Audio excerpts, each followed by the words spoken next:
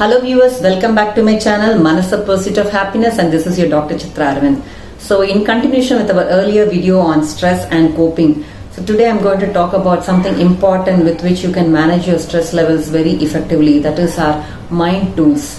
What are the resources we have in ourselves with which we can manage our stress and avoid a lot of unnecessary stress in our lives?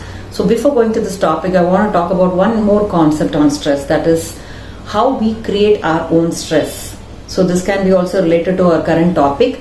So what are the ways we create our own internal stress or cook our own stress levels? First thing is by over-analyzing and by worrying and by intellectually, ruminating in certain things again and again, by increasing our own stress levels, and also by other things also. For example, like you're overscheduling some of the habits and personality traits what we have, like usual habits like procrastination, overscheduling, and also poor lifestyle choices like not exercising properly or intake of a lot of caffeine or alcohol or smoking, and these kind of habits, or brooding over the same thing again and again, and negative self-talks or perfectionism. These are some of the personality traits and life habits and choices we do which can also increase our stress levels.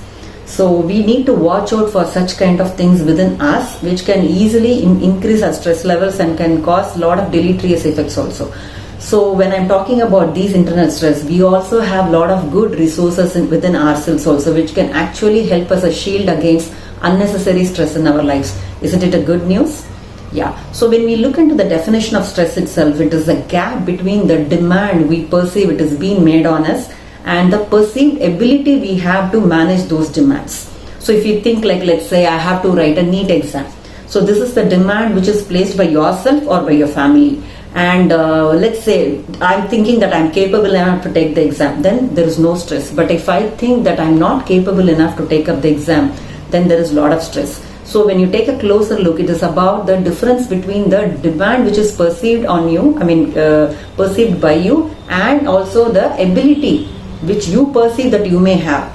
It's highly the perception, it's not the truth. Probably a person can actually very well manage the stress, but if you think that I don't have the resources, again you may feel stress.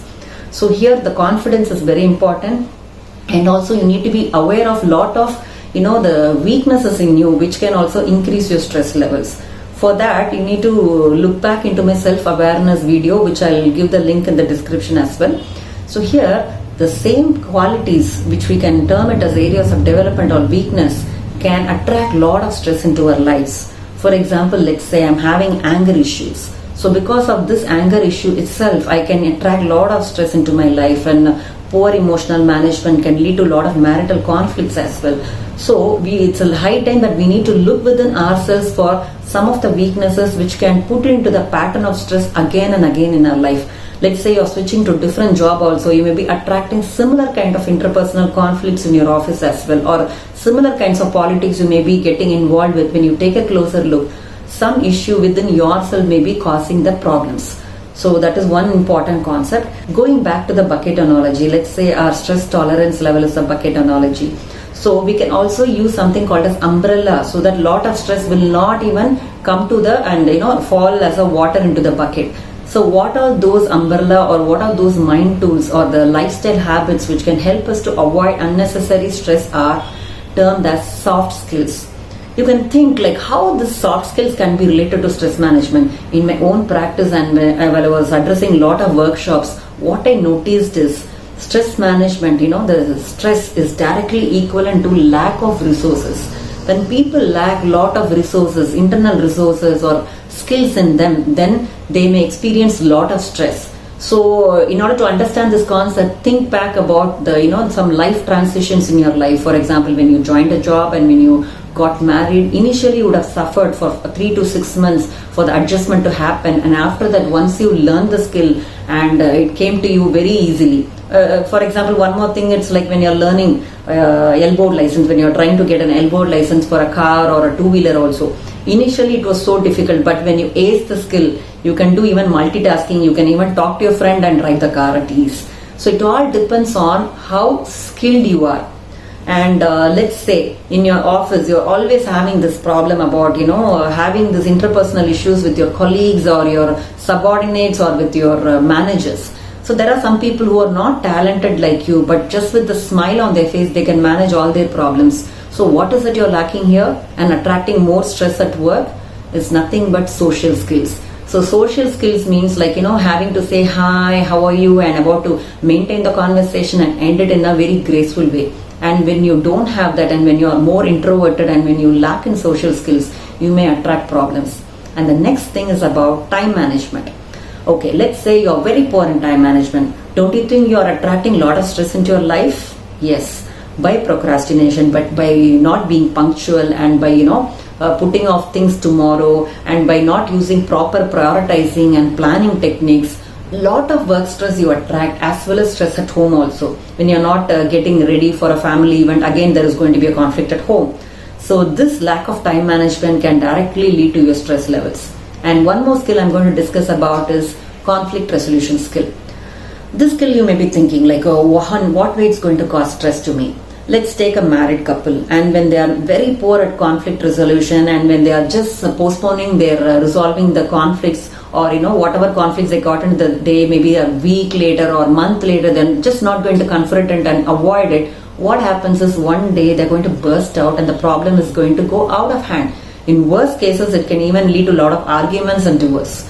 So couples should have this conflict resolution skill. Not only couples, even in work scenario, when there is some interpersonal conflict, you need to know how to resolve the conflict. This is one important skill. Again, when we lack, we can attract a lot of stress in our life. And similarly, lot other skills are there. Other important one is communication skill. And when you lack in communication, what happens is you can attract again a lot of problem at home as well as in office. And one more skill I'm going to talk about is problem solving and decision making. And we are not very good at these skills. Again, lot of stresses you have to face. So like this, I can go on with lot of other skill. But one important skill I really want to make a note here in this video is assertive skill. For example, when people lack in this assertive skill, okay, let me explain first of all what is assertiveness. Assertiveness is an ability to, say no to people in a simple way, or you can also put it in this way. For example, one's ability to express their own feelings, own thoughts in a way by not hurting others. Okay, so this is called assertive skills. And many people are culturally, we are not brought up in such a way, so a lot of women are more passive and most of the men are aggressive, they say. But then when we are more passive or aggressive, we are going to invite a lot of trouble into our life. Right? When you're not able to say no to people, we may overschedule things and we may get into a lot of pressures as well. It can happen in office as well as at home.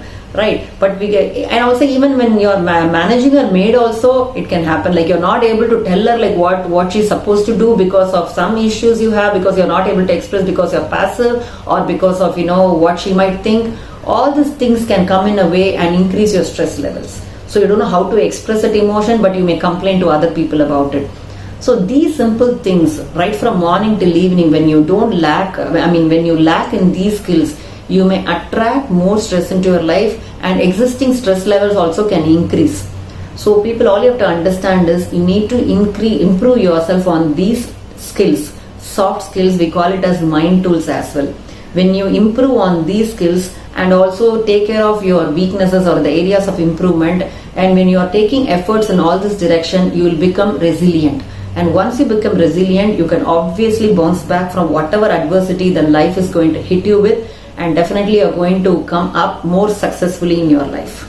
So this topic, I think it's kind of new to the people who are listening, and you have to do a lot of reflection in your own life, look back and reflect how some skills which are lacking in your own life. It's not that you may lack in every skill. Just even one skill, like even time management for that matter, or any other skill also, you yourself can imagine how you are going to attract a lot of stress in your life. So by actually training yourself on these soft skills and improving your areas of development, and by doing all this, taking all these efforts in your life, you can actually eliminate a lot of unnecessary stress in your life. And from morning till evening, you can see life as like just like a cakewalk with very less stress, which you can just manage with your best coping skills. So I hope these videos in the stress series is of really great importance to you, and you can really think in a very different direction about how do these soft skills can actually keep you a lot of stress-free zone. So people, please use these techniques in your everyday life so you can lead a more happy and successful and productive life as well. So thank you for watching this video till the end. If you really like the video, please click the like button, comment on it, share it, and please subscribe to my channel if you have not subscribed it yet. And let's catch up in the next episode. Thank you. Bye.